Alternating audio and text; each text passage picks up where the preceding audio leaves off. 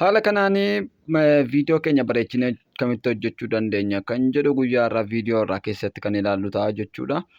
Akkuma jalqabaa amma argitanii turtan kanatti hojjechuudhaaf egaa yeroo jalqabaaf chaanalii keenyaaf haaraa kan taatan hordostuuf sabiskiraayib godhaa bakka namatti mare kana tuquudhaan jechuudha. Piroofaayilii wal fakkaataa yookaas maqaa kanaan baay'eedha kan banamee jiru garuu hordostuuf inni kan kootii isa kanaadha. Isa kanaan seenaatti sabiskiraayib godhaa jechuudha. Egaa kallattiidhaan gara barnoota keenyaatti seenuudhaaf yeroo baay'ee kanan fayyadamu ani kiroomiidha. Warri wantoota biraa fayyadamtan kan akka operaamiinis waan barbaaddan yoo fayyadamtan iyyuu isarra seenuudhaan jechuudha hojii keenya kan jalqabnu jechuudha yookaas viidiyoo keenya edit gochuu kan jalqabnu. Egaa kiroomii koorra seeneera. Erga kiroomii koorra seene wanta nama jedhu kana jettanii barreessitu jechuudha. Kunoo guddatee sitti argamaa jira jedhee yaada bakka kanatti.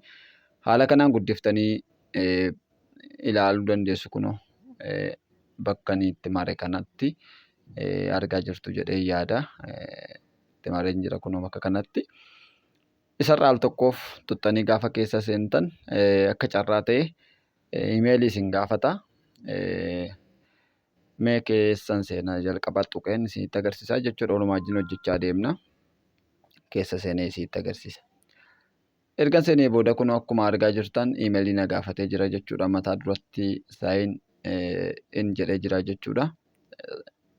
Sanaaf anillee isinuma wajjin hin banaa jechuudha. Kana durallee hin qaban ture ammas haaraa kaasee hin banaa jechuudha. Weebsaayitii kanarratti imeelii kootti galchee haaraa kaasee banuu hin qabaa jechuudha. Isa booda mee bakka saayin in jettu sanarraa al tokkoof tuqeen isinitti agarsiisaa jechuudha. Saayin in kan jettu sanarra tuqaa seenaa gara oolii sanarra jechuudha. Erga achirra seentanii booda kunoo isin filachiisa maqaa isin imeelii irraa qabdan hundayyuu isin filachiisa achi keessaa kan barbaadde irra seentanii ittiin banachuu dandeessu jechuudha. Amma fakkeenyaaf kun imeelii tokko filadheera. Ergan filadhee booda haala kanaan na seensisa. Konfirm jedhee seenuu qofaa jechuudha. Ergan konfirm jedhee kallattiidhaan na seensisa. Viidiyoo koo akkan barbaadetti edit godhachuu hin danda'a jechuudha.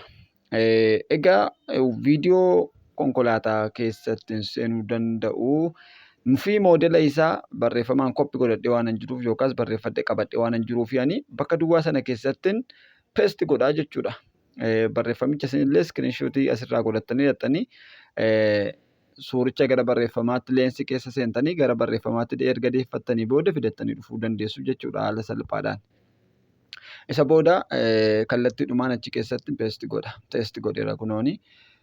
Barreeffama kana ergan achi keessatti peesti godhee jala kanatti kan na barbaachistu suuratti dabaluudha jechuudha.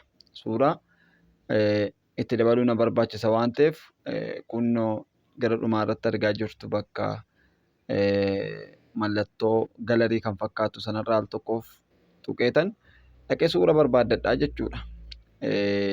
Bakka itti mare sanaa argaa jirtu gurraacha'ee jira. Bakka gurraachesseetti mare amma kanarra erga seentanii booda galarii keessan keessa deemee isin filachiisa. Achi keessa deemtaniitu suuraa irratti hojjechuu barbaaddan yookaas nama konkolaataa keessa seenuu barbaadu sana yookaas nama konkolaataa oofuu barbaadu filattu jechuudha.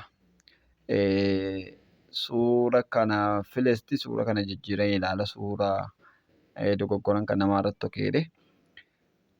Suura kan biraan filadha. Suura kan biraan filadha duubatti deebi'ee kanuma ofii kootii fileen isinitti agarsiisaa jechuudha. Haaraa kaasee barreeffama bakkuma duraatti naqee peesti godheen dhaqee suura koo barbaadee fidadhaa jechuudha. Suura kan mataa kootii fidadhee ittiin seennaa jechuudha. Suura koo dhaqeen barbaadadha. Ergan suura koo fidadhee booda daqiiqaa 5 gidduutti haala kamiitiin haala salphaatiin akkaataa kamiin akka hojjennuun isinitti agarsiisa. Egaa namoonni baay'een barreeffamni kee xiqqoo immoo mul'atu waan jettaniif milikitaa isinitti agarsiisa jechuudha. Suutaa hin ariifadhu. Amma fakkeenyaaf suuruma kanan fudhadha. Suuraa kana ergan filadhee booda dan jedheen seena.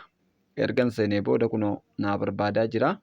Amma inni barbaadee xumurutti egaa xiqqoo of seenan egaa kunoo naaf xumureera waan ta'eef maalan godhaa? Kireet kan jettu jala sana jirti. Isheedhaan al tokkoof gaafan tokko haala kanatti na dabarsa. Bakka kanaa maal jedhaa? Verifying you are woman this might take a few seconds jedhee jira. Egaa eenyummaan keenya yookaas nama sirrii ta'uu keenya bakka inni itti adda baafatudha waan ta'eef amma inni barbaade xumurutti obsaan eeguu qabna jechuudha. Egaa artifishaalii ta'uu keenyaa fi nama dhugaa ta'uu keenya adda baafachuudhaaf jechuudha. Verifying you jedhee kan inni nu gaafateef waan ta'eef isa amma inni adda baasutti hin eegganna jechuudha. Yoo baay'ate daqiiqaa tokko caalaa kan hin turredha waan ta'eef kunoo amma nuuf xumuraa jira. Viidiyoo kana fakkaatu naaf hojjetee jira jechuudha. Kun akkuma argaa jirtan viidiyoo bareedaa kana naaf hojjetee jira. Bifa kanaatiin viidiyoo haalaan baay'ee namatti tolu hojjechuun danda'amee jira jechuudha. Kun daqiiqaa 5 kan hin caalle keessatti jechuudha. Keessattuu namoota tiiktookii fi shoortii viidiyoo hojjechuu barbaadanii fi karaa baay'ee ariifiidha dhugaa dubbachuudhaaf. Egaa daawunlood godhachuudhaaf waatarmaarkii yoo irraa balleessitan kun haala kanaan maallaqa isin gaafata. Waatarmaarkii jechuun mallattoo isaanii gara dhumaa irratti jirti. Ishee salphaamatti yoo barbaaddan editingii keessa galtanii murtanii irraa baasuu dandeessu yookaas immoo piroofaayilii keessanii irra kaa'achuu dandeessu jechuudha. Amma fakkeenyaaf kanaan dura kanan bubbuusee as keessa seentanii yoo ilaaltan kunoo baay'eedha jechuudha baay'ee kanaan hojjedhe. Bifa baay'ee bareedaa ta'eetiin kan inni kwaalitii ariifiitiin kan inni hojjetee haala kanaan naaf fide jechuudha. Dhugaa dubbachuudhaaf yeroo kana keessa AI'n dorgomaa dhabaa jira. Nus immoo teekinooloojii caalaa tarkaanfachuu qabna waan ta'eef sammuu keenya akka hin caalle teekinooloojiin waan teekinooloojiin fidu hubachuu, dhaggeeffachuu, barachuun dirqama nurra jirudha waan ta'eef irra guddeessatti egaa waama xixiqqaa qabannee fi guutuu hin taane jenereeshinii ammaa kun garatti deemaa jira kan jedhu adda baafannee barachuun nurra jiraata.